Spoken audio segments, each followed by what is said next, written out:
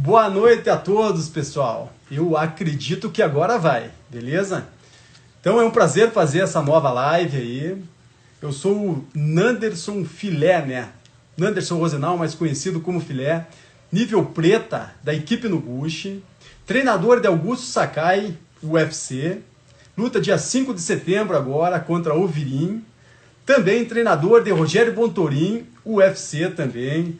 Ia lutar dia 15, mas teve uma lesão no pé, infelizmente não vai lutar, mas a gente vai voltar mais forte. E também treinador de Matheus Correia, futuro UFC também, né, pessoal? Peço a todos que compartilhem um aviãozinho que tem no canto inferior da tela, do lado direito, para chamar os colegas para participar dessa live. E agora nós vamos chamar o grande Anderson Silva, o nosso Spider. Vou buscar ele. Vamos lá, chamando, conectando. Campeão! Todo mundo tava já um suspense. Ele, pô, cadê o Anderson? Demorou, mas foi. Mas assim, tem que ter aquela emoção, né, Anderson? Se não tiver emoção, cara, não dá, né? A internet é meio ruim, cara. E aí tava meio complicado ali, mas deu tudo certo. Ah, legal, sensacional. Show de bola, meu garoto. Anderson Silva, então, hoje, né, o nosso maior convidado, atleta, campeão. Então eu vou fazer a sua apresentação para a galera aí. Assim, ó, o que eu tenho para falar, né? Então, assim, eu tenho uma alegria de estar aqui com o Anderson Silva, que é o nosso campeão, meu amigo de longa data, né? The Spider, uma lenda do MMA, né? Vou tentar fazer um resumo do currículo dele, mas ele é tão extenso que mesmo resumindo fica muito grande.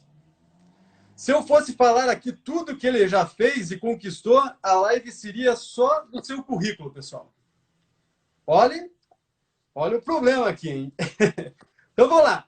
The Spider, ele possui a seguinte graduação, pessoal. Ele é grau preta em Muay Thai, faixa preta do 5º Dan em Taekwondo, faixa preta, 3º grau de Brazilian Jiu-Jitsu, profissional de boxe, praticante de Wing Chun, praticante de Filipino Boxing, corda amarela de capoeira e uma carreira brilhante de MMA, né?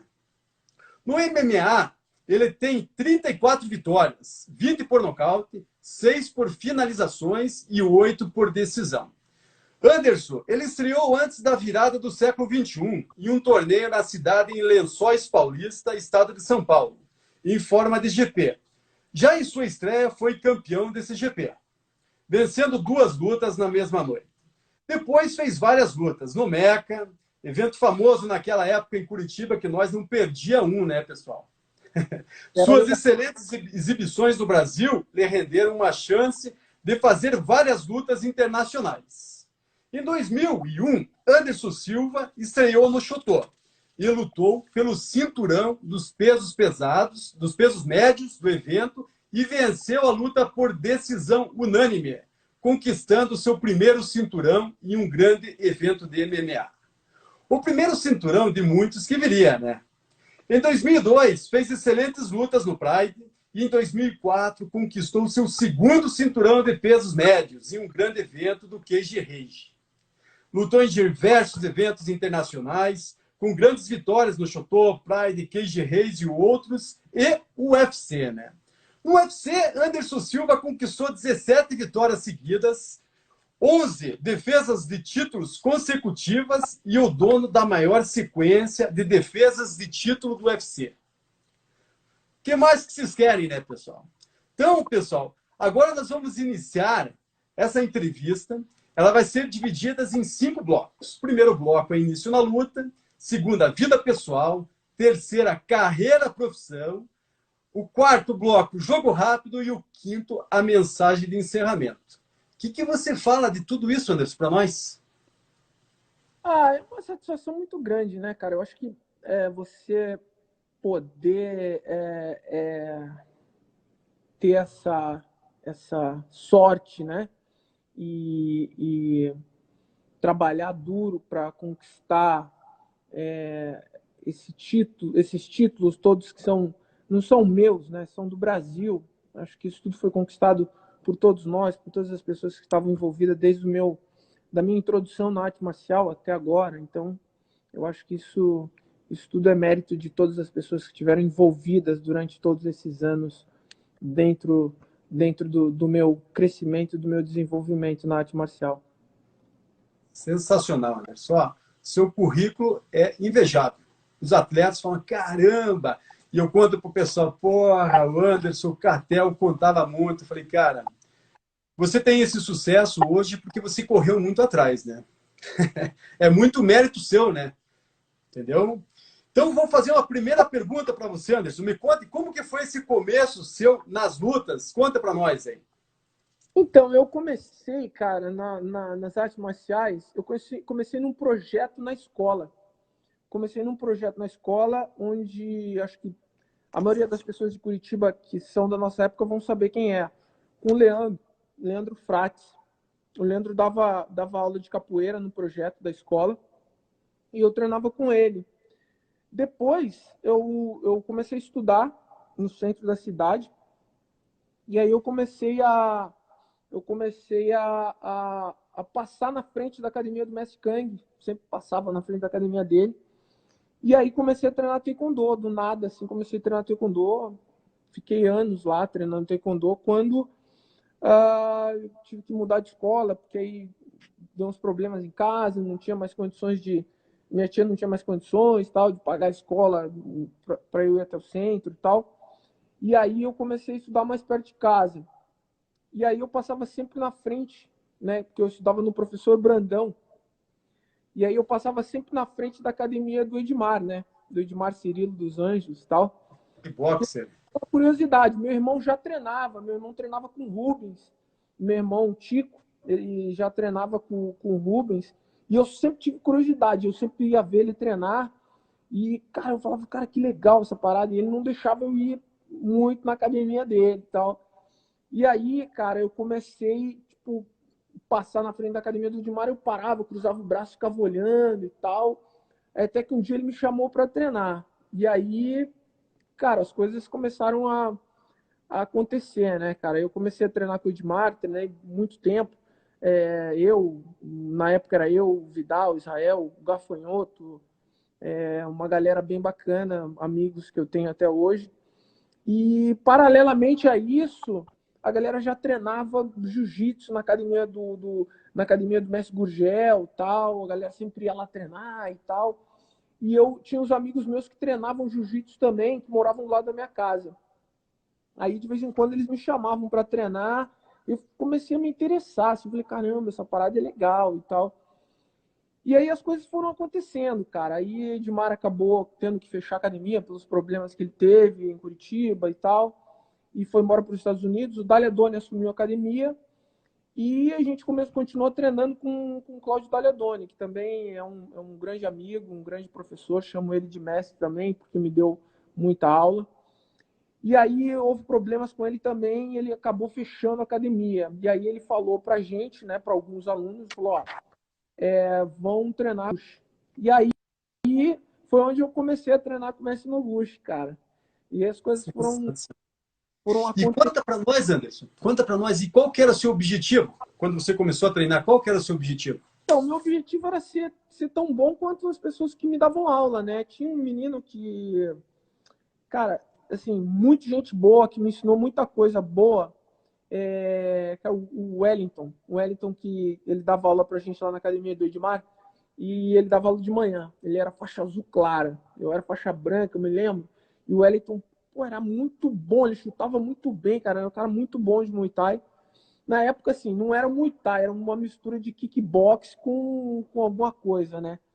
E, cara, eu era fissurado na técnica dele, assim, e aí, cara, as coisas foram acontecendo quando eu vi, meu, cara, é muito legal, assim, lembranças boas. Legal. Agora tem um amigo nosso aí, amigo meu, amigo seu de treino, Fabiano Paiva, né? Conhece, né? Ele Cara, mandou, cara, uma pergunta para você. Grande Anderson Silva. E aí, Paiva? Greatest of all times. Minha pergunta é, quando você foi pro Noguchi, a gente sabe que o Edmar parou de dar aula, daí vocês, pessoal, grande parte do pessoal da, da tua academia foi pro Noguchi. O que fez você permanecer na academia, escolher o Noguchi como a sua segunda academia? Então, como eu já tinha falado aqui no começo, né? Eu treinava com o Edmar, e aí quando o Edmar foi embora, ele deixou o mais graduado, que era o Cláudio Dagliadoni, e o Israel, e tinha o Wellington, alguns outros atletas da academia.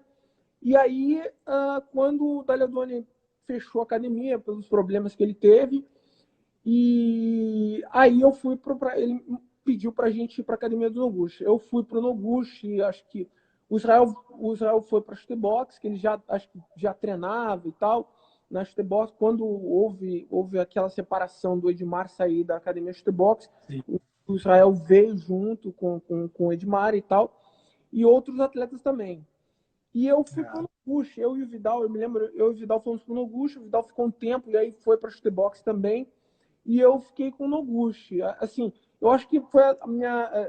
Eu me identifiquei muito com o jeito, com a metodologia de ensino. O que me fez escalar também foi as amizades que eu criei, o vínculo de amizade que eu criei com as pessoas. E a gente tinha o diferencial técnico, né?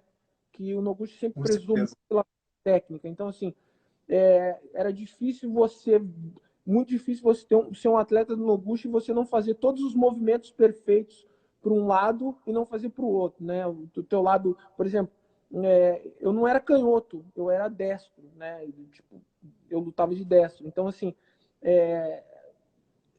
você fazer uma coisa de um lado e fazer de destro, depois ter que mudar para canhoto é totalmente diferente, né? Então, o Noguchi ele teve muita ênfase em todos os faixa pretas dele, em todos os alunos dele, de criar uma base de conhecimento técnico, né? Então a gente sempre foi muito técnico.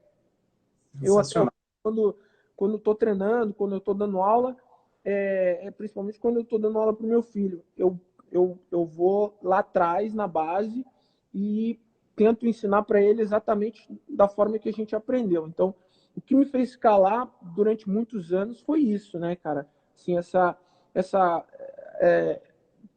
a confiança que nós tínhamos de poder trocar técnica com um cara mais pesado, com um cara mais leve, fazer com que as lutas fossem muito fáceis para a gente, né? Legal, Anderson. Até conversei com o mestre no Gucci lá. Falei, pô, mestre, o Catel tem a apostila dele de faixa preta, né? E o Anderson tem. E eu tô sabendo que tá com você essa apostila aí, né? Pô, essa apostila vale muito dinheiro, hein? Cara, assim, o Noguchi sempre foi um cara muito didático. Acho que para minha geração, acho que a geração minha do Catel, a gente foi muito privilegiado, porque a gente pegou o Messi numa época em que não tinha faixa preta, né? Acho que Sim. tinha o Osmar, acho que o único faixa preta que o Messi tinha era o Osmar. Sim. Eu acho que era o único faixa preta que o Messi tinha. E então aí, cara, quando chegou aquela fase assim da gente pegar a faixa preta, eu me lembro que a gente estudava muito a história do Muay Thai, a gente estudava muito todos os movimentos de chute, soco, como andar para a esquerda, como andar para a direita, andar para frente, para trás. Era o diferencial, né, cara? Ele sempre foi diferente de todos os outros nomes do boxe tailandês em Curitiba. Ele sempre foi diferenciado por ser muito mais técnico, né? Eu acho que é um estilo diferente dos outros atletas, né?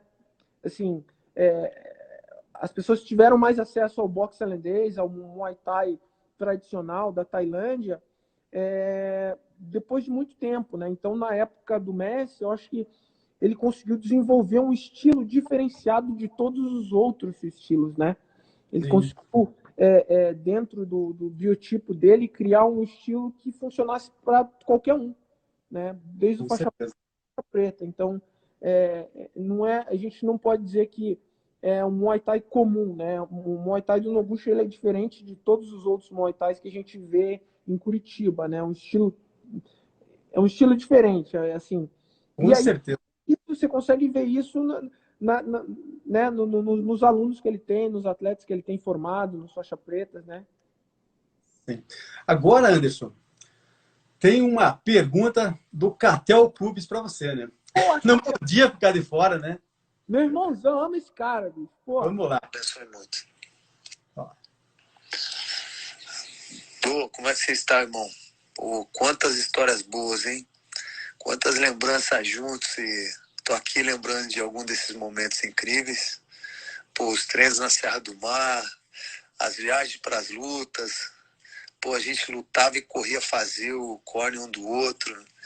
A confiança muitas vezes era tanta um no outro e no treinamento que a gente chegava a apostar para saber quem iria nocautear antes, né?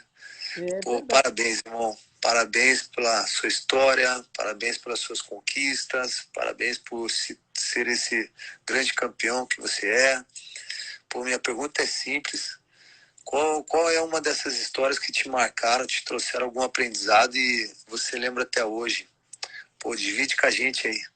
Pô, um grande abraço, Deus te abençoe muito. Pô, Catel, eu tenho tantas histórias, cara. Galera, eu tenho tantas histórias com os meus amigos da academia, com as pessoas que, assim, eu criei um vínculo de amizade muito grande. Mas uma história muito legal, cara, que eu assim, não conto para muita gente, pouca gente que sabe disso também, foi um pouco meio pagação de mico. Quer dizer, não foi pagação de mico, eu era meio imprudente. Mas numa dessas nossas corridas loucas que a gente fazia, a gente pegava e descia a serra correndo. Às vezes a gente ia pelo trilho do trem, porque pegava o ônibus, descia até morrer, e aí ia correndo, a gente ia correndo até morrer, fazia uma loucurada. Meu irmão, a gente foi para um lugar, a gente correu pelo trilho, do lado do trilho do trem, pela serra, pelo meio do mato, fazendo aquelas coisas loucura. E aí a gente chegou na roda d'água. Acho que tava, eu não me lembro exatamente quem estava, mas acho que estava eu, o Johnny e mais algumas pessoas. E assim, quem conhece, né, Curitiba, conhece ali, né, a parte serrana de Curitiba ali, quem vai para Joinville, Guaratuba ali, aqueles lugares ali, sabe como é que é. E tem um lugar que se chama Roda d'Água, que é no meio da serra. E aí a gente parou ali, né, cara, para descer, tinha que descer e tal. E tinha algumas pessoas que pulavam, né? E aí todo mundo começou a tirar as mochilas, conversar, e os caras conversando, o Catel conversando com todo mundo. De repente eu saí correndo no meio de todo mundo e pulei, cara. Meu irmão, todo mundo ficou assim, sem entender nada, né? Eu pulei, aí só que a cachoeira ela fazia uma onda embaixo e me jogou para debaixo das pedras. E aí eu meio que bati na pedra, saí meio que me afogando, e aí comecei a me afogar, todo mundo ficou olhando, o Catel pulou lá de cima e me tirou.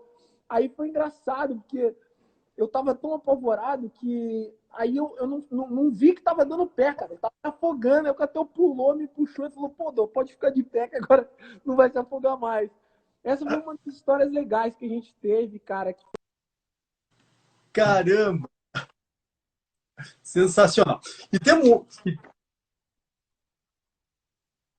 Show de bola. E temos mais uma pergunta do Luciano Macarrão para você aí. Vamos lá. Vamos participar dessa Vamos lá. live, que é de um cara campeão mundial, conhecido como Anderson Silva, o Spider-Man, como todo mundo fala, mas o verdadeiro apelido dele é Dô, por todos os parentes, amigos comuns, conhecido como Dô. Perguntava pro Dô se quando ele começou a lutar, a ser campeão, ele tinha essa noção que ele ia chegar a ser referência para todos os campeões mundiais no meio da luta, e que ele tinha a noção que ele ia ser o melhor do mundo. Grande Macarrão, cara. Um beijão pra você, irmão. Saudades, cara. O Macarrão bateu muito já, cara. Me bateu muito, caramba. O Macarrão, pra quem não sabe, o Macarrão era um dos caras mais antigos do México. caras mais casca grossa que o Messi tinha, e aprendi muito com ele. Me deu muita aula, me bateu muito. Pô, Macarrão, obrigado pelas surras. Cara, eu não tinha essa noção. Eu acho que eu sempre quis ser tão bom quanto todos os professores que passaram na minha vida, né, cara, que me deram a oportunidade de eu aprender, né? Então, quando eu comecei, eu queria ser tão bom quanto o Leandro na capoeira. Eu via os movimentos dele, era bonito o jeito que ele jogava, a forma que ele jogava. Depois, cara, eu era muito fã do Robson, que era faixa preta do Gurgel, e era um dos melhores lutadores de jiu-jitsu que Curitiba teve na época dele, né? E eu sempre fui muito fã do Robson. As poucas vezes que eu vi o Robson treinando, que eu tive a oportunidade de treinar com o Robson, eu queria ser igual a ele. Então, ser igual não, ter um jiu-jitsu parecido com o dele, assim, um jiu-jitsu bonito de ver, né, cara? E quando a gente treinava com o Messi, a gente via ele treinando, ele fazendo sombra, que a gente fazia muita sombra. Hoje em dia eu não sei se tá a mesma coisa, mas a gente fazia muita sombra. Então, o que acontecia? A gente ficava muito técnico, a gente tirava coisas da cartola, porque a gente ficava muito técnico, a gente fazia muito. Então, eu sempre quis ser tão bom quanto os meus professores, né? E não tinha essa noção. Eu pensava que eu ia abrir minha academia, me formar faixa preta também e formar os meus alunos também, né? Mas não tinha essa noção. Acho que isso começou a acontecer quando eu tive a primeira oportunidade de lutar MMA. E aí as coisas começaram a mudar, né, cara? As coisas começaram a mudar. Eu digo até um pouquinho antes que eu tinha muito pesadelo com o K1. Eu sonhava que eu estava sendo nocauteado no K1, que eu estava lutando com os caras e sendo nocauteado no K1 e tal. Então eu sempre sonhei assim em ser um bom professor, mas quando começou a ter essa coisa de fitas de VHS do UFC, do K1, eu falava, caramba, cara, que esses caras são muito bons, será que um dia eu vou chegar lá e tal? E aí que as coisas começaram a acontecer, né? Quando eu tive a primeira oportunidade de lutar fora do país, aí as coisas mudaram. Aí quando eu tive minha primeira luta, é, antes até, né? Quando eu tive as minhas primeiras lutas, aí quando foi minha primeira luta internacional, e aí eu tive a oportunidade, já que eu já tinha lutado no Pride, eu tive a oportunidade de lutar no Shotô. Quer dizer, eu lutei primeiro no Shotô. Quando eu fui para o Shotô, que eu fiz a minha primeira luta com Tetsuji Kato, não, acho que foi o Tetsuji Kato, não me lembro ao certo.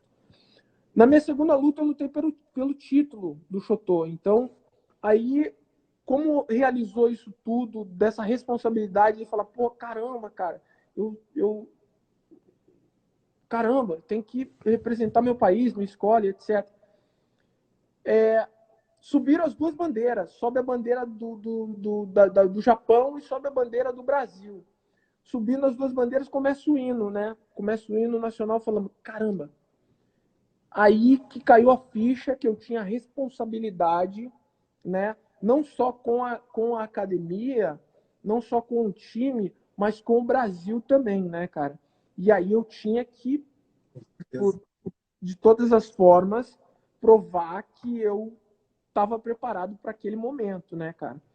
E essa foi a primeira vez assim que eu realizei na minha cabeça assim, pô, caramba, cara, eu tenho uma responsabilidade sobre essa luta, sobre o que essa luta representa para o Brasil e para minha equipe e para Curitiba também, né? E para o Brasil. Sensacional. Anderson, agora nós vamos para o bloco, vamos passar para o bloco 2, agora a tua vida pessoal. Quero saber como que foi o apoio da tua família no início da sua carreira em que você decidiu se tornar esse lutador profissional que você é. Apoio da família. Então, cara, eu sempre, assim, lá em casa todo mundo é militar, né? Meus irmãos, tios, primos. Então, meu tio, eu fui criado pelos meus tios, então lá em casa era tudo muito em cima da disciplina. A gente não podia dar mole em nada que, meu, o pau comia, não tinha essa. E meu tio sempre me doutrinou para ser igual aos meus irmãos, e não ser igual, mas seguir a mesma carreira que ele seguiu e que meus irmãos seguiram, ser militar, ser policial e etc.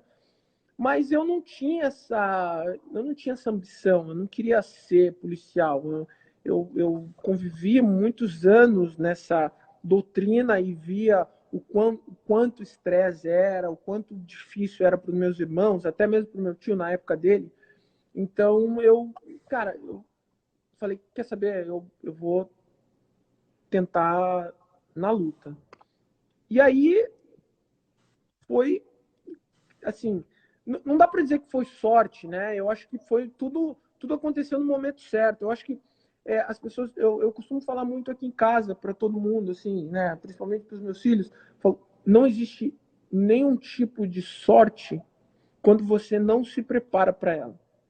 Não adianta você dizer que, mas é porque Com eu não certeza. tive oportunidade. Não, você tem que se preparar para as oportunidades. Você tem que treinar, você tem que se preparar, você tem que estudar.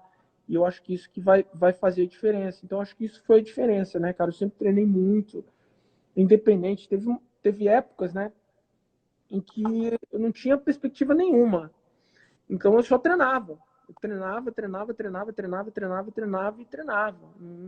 Eu não tinha outra coisa para eu fazer além de treinar muito, ficar bom, o melhor que eu podia, porque eu sabia que uma hora as oportunidades iam aparecer, né? E com essa determinação e com essa disciplina e com a ajuda de muitas pessoas, com o crescimento da arte marcial no Brasil. Tanto que eu até ia na sua casa, ali na Barreirinha, pra gente ver as fitas de VHS, a gente assistia as lutas do Marco Ruas. Cara, é bom que essas histórias sempre ficam marcadas, né? Agora nós temos mais um amigo nosso aí que vai te fazer uma pergunta. Jorge Guimarães vai te fazer uma pergunta aí. Vou mandar para você, hein? De moleza, teve que ralar.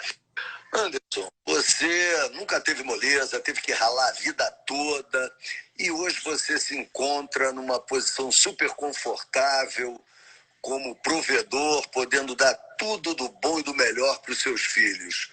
Você se considera um cara realizado como pai?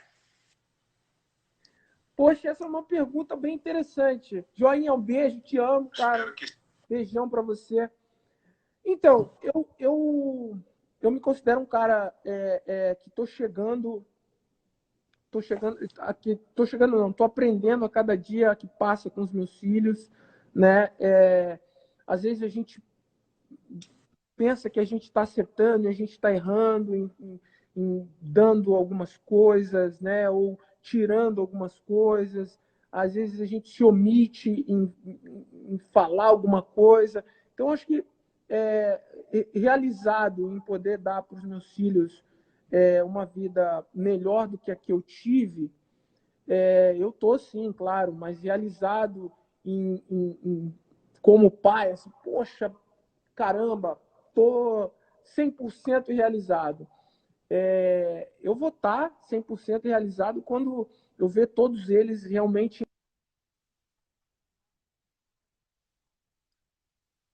Aguardando conexão.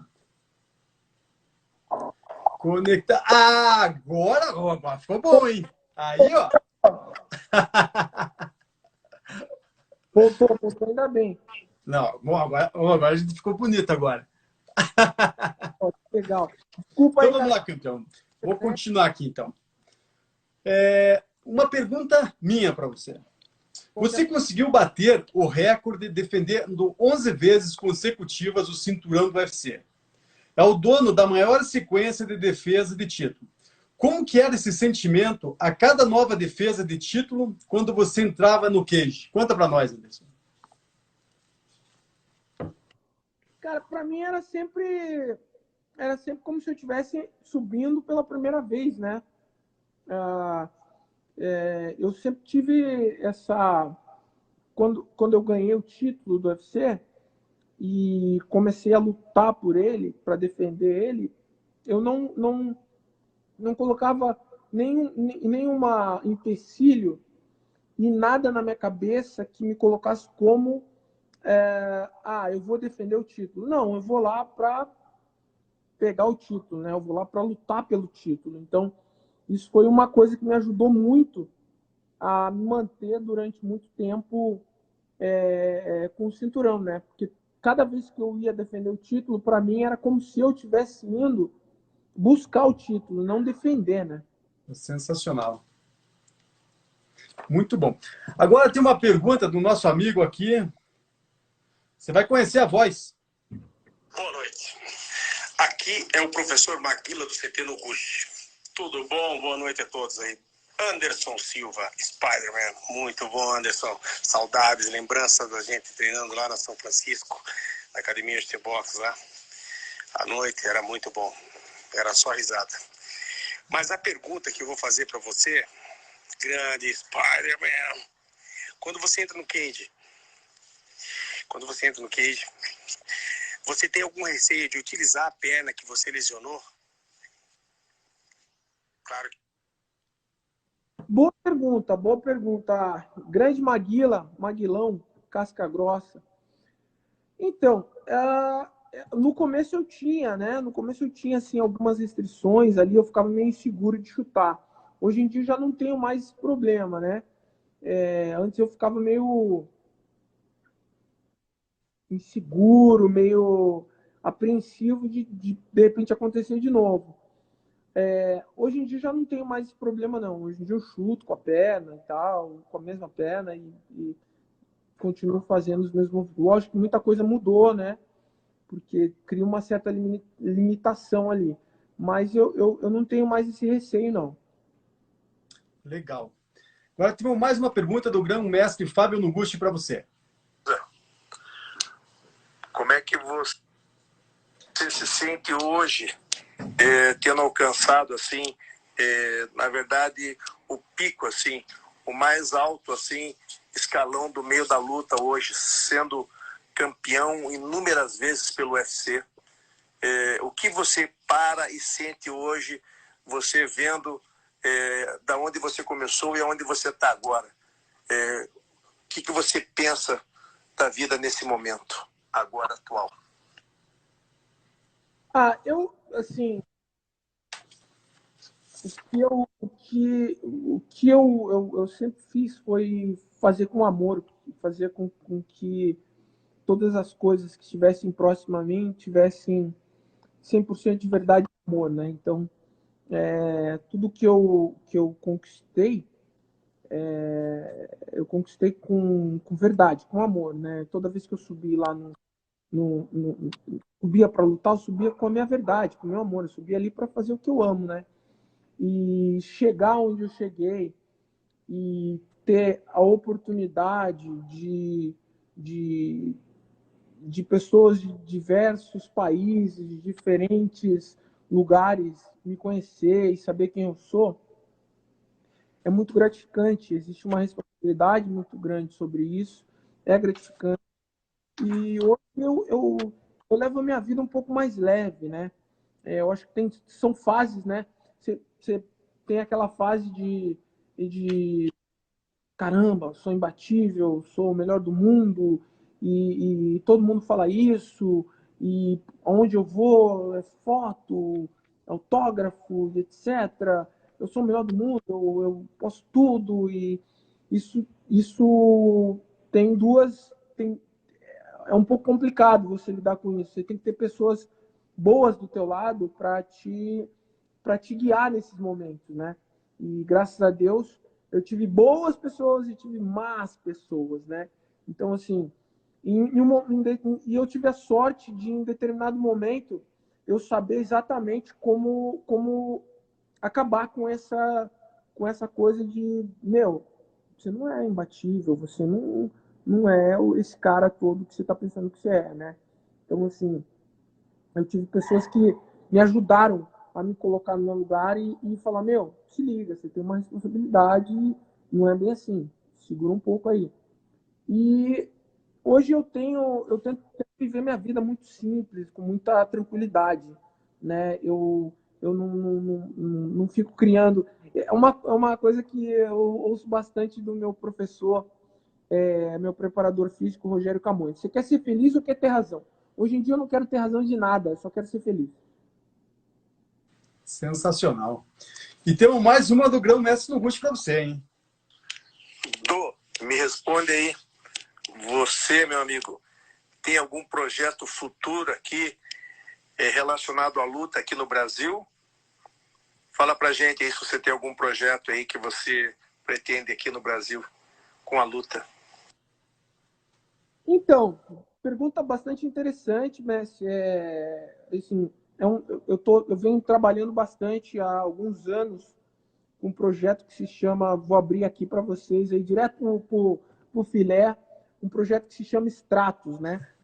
E é um evento de luta e a gente está trabalhando nisso, eu venho trabalhando nisso há alguns anos já, mas para fazer ele ficar redondo, fazer ele com que ele tenha a sua autossustentação e a gente possa dar para os atletas uma estrutura que a gente tem aqui fora do país, que a gente tem em alguns eventos aí no Brasil também. Precisa um tempo, precisa organizar tudo, a gente precisa fazer com que as coisas estejam bem encaixadas e bem organizadas. Mas eu tenho esse projeto, sim. Tem o projeto da Muay Thai College, juntamente com a Spider Kick, de montar uma escola em Curitiba. Meus sócios já estão vendo um lugar para a gente montar esse centro de treinamento. E, paralelamente a isso, a gente tem o Stratos, que é um evento que a gente pretende colocar no Brasil aí nos próximos 5 anos. Pô, sensacional, Anderson. Agora nós vamos para o tal do jogo rápido, Anderson. É o seguinte, você é um atleta, eu vou te fazer a pergunta, você só responde, não precisa nem explicar. Vamos lá, então? Como atleta, hein? Canhoto ou destro? Canhoto. Boa. Muay Thai ou boxe? Boxe. Muay Thai ou MMA?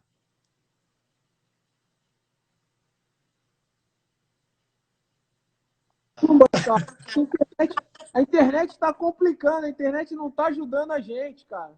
Não, tranquilaço. Vamos voltar então para aquela pergunta. Qual foi o maior número de repetições de chutes que você já fez? 4.000 chutes. Caramba. Luva de boxe ou de MMA? Boxe. Pular corda ou correr? Pular corda. Preparação física ou treino de luta? Preparação física. Escadaria do Parque São Lourenço ou da Praça do Atlético? Hoje em dia, nenhum dos dois. Não tem necessidade, né? Rounds de 5 ou de 3? Sempre, round de 5 por 30 segundos de descanso. Sensacional. Técnica preferida? Jiu-jitsu. Quem eram seus treinos mais duros?